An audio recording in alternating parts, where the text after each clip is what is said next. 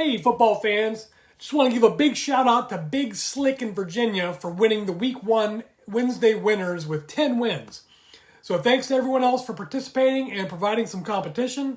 And this is our Week 2 episode of Wednesday Winners, where I'll be picking my winners for each game of the NFL Week 2 schedule. Now let's get to it.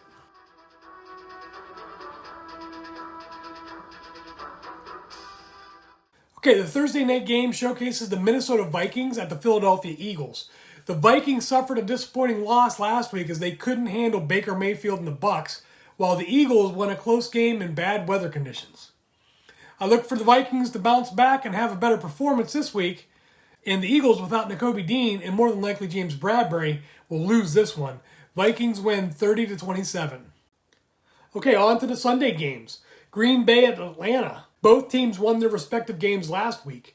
Desmond Ridder looked shaky last week, and the Falcons literally ran away with the game in the fourth quarter, relying heavily on the ground game. Jordan Love looked pretty good, and the Packers defense managed 4 sacks on Justin Fields. I think Love is just a bit further along than Ridder, and that will be the difference. Packers in a close one, 24-21. The Raiders traveled to Buffalo to take on Josh Allen and the Bills, who lost a close game in overtime to the Jets without Aaron Rodgers. Allen looked less than last week, and he threw 3 interceptions and was sacked 5 times. On the other side, the Raiders did just enough to beat out the Broncos, with Jimmy G putting up an average stat line, going 20 out of 26 for 200 yards and 2 touchdowns and 1 interception. I look for the Bills to bounce back from last week's poor performance to handle the Raiders this week, 31-17. Baltimore at Cincinnati. A second division game for the Bengals, who are coming off a convincing loss against Cleveland. The Ravens beat up on the Texans last week, but didn't look very polished themselves and lost J.K. Dobbins for the season. I'm not sure how much that calf is bothering Burrow, and that will be key in this game. But I'm looking for the Ravens to take another step forward and knock off the Bengals 31-28. The Seahawks at the Lions. The Lions are feeling good after knocking off the defending Super Bowl champion Chiefs, while the Seahawks come in feeling mighty low after getting throttled against the Rams. It's only been 1 week, but I don't think the Seahawks are as bad as they played last week, and I do believe the Lions are as good as they were. The Lions win 28-17. Colts at the Texans, 2 teams with starting rookie quarterback that lost last week. I have concerns about both teams here in a toss-up game. I think the Colts without Jonathan Taylor are in a bit worse situation, and I look for the Texans to steal this win 21-20. The Chiefs at the Jaguars. The Chiefs lost their home opener without Travis Kelce, while the Jaguars won against their division rival Colts.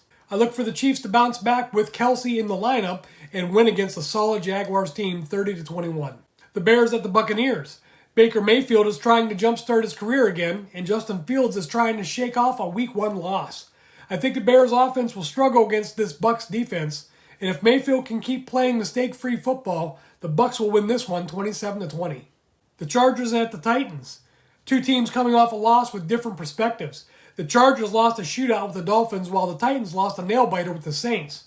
I think the Chargers offense will pose problems for the Titans defense in this one. Tannehill needs to turn around a dismal performance from Week 1 if the Titans are to have a chance. Chargers win 31-17. The Giants at the Cardinals. The Giants got embarrassed on national television, while the Cardinals perhaps overperformed and still lost.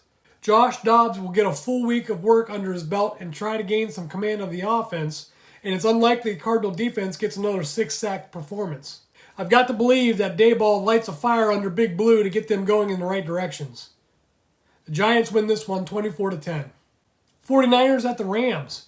An NFC West matchup where the 49ers looked as good as advertised against the Steelers, and the Rams played well enough to beat the Seahawks.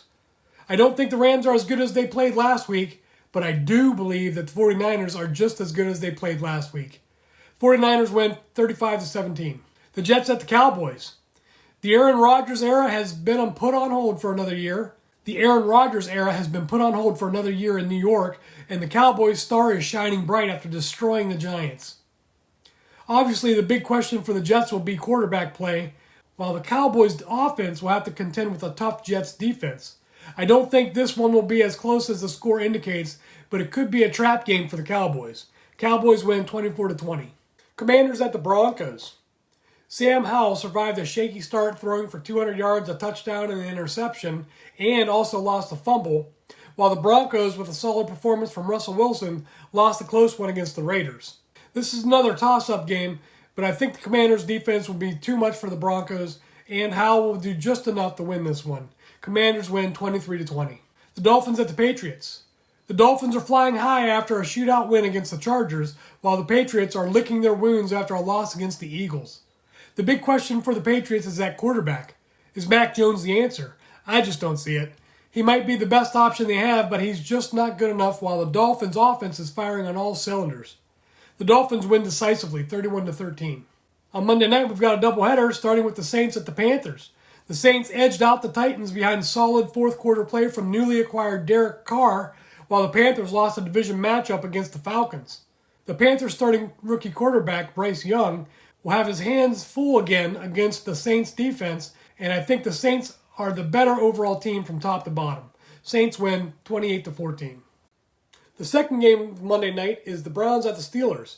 The Browns are coming off a solid divisional win against the Bengals, while the Steelers laid an egg against the 49ers. The Browns lost tackle Jack Conklin for the season, and the Steelers lost Cam Hayward for a few weeks, and I think the Steelers will feel their loss a bit more than the Browns.